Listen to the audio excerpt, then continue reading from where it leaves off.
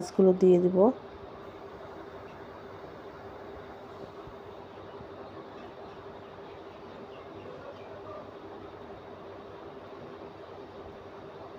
মাছগুলো ওই পাশে ভাজা হয়ে গেছে, এখন উল্টিয়ে দিব।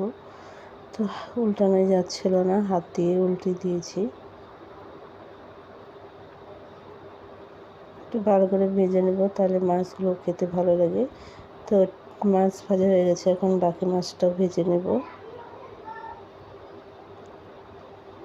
আর এখানে সব উপকরণ নিয়ে নিয়েছি। এখানে আদা জিরা বাটা, পেঁয়াজ কুচিয়ে নিয়েছি মেশিনে, আলু নিয়ে নিয়েছি আর কাঁচা লঙ্কা। মাছগুলো ভাজা হয়ে গেছে, এখন তেলে আলুগুলো ভেজে নেব।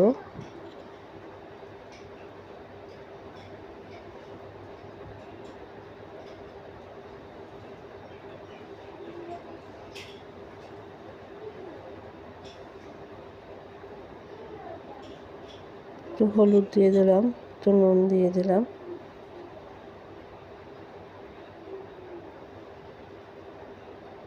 দেখতে পাচ্ছি আলুগুলো ভাজা হয়ে গেছে, একটু লাল হয়ে গেছে। বেশি তো আপনারা বেশি লাল করবেন না, একটু হালকা হালকা হলেই নামিয়ে নেবেন। ফোড়নে দিয়ে দিলাম জিরা, গোটা জিরা। তারপর এখানে দিয়ে দিলাম আদা জিরা বাটা, আর দিয়ে দিব পেঁয়াজ কুচিয়ে রাখা মেশিনে। তারপর এখানে মাছের তেল ছিল, মাছের তেলটা দিয়ে দিলাম। আলুগুলো দিয়ে ভালো করে মিশিয়ে নেব মশলাগুলো।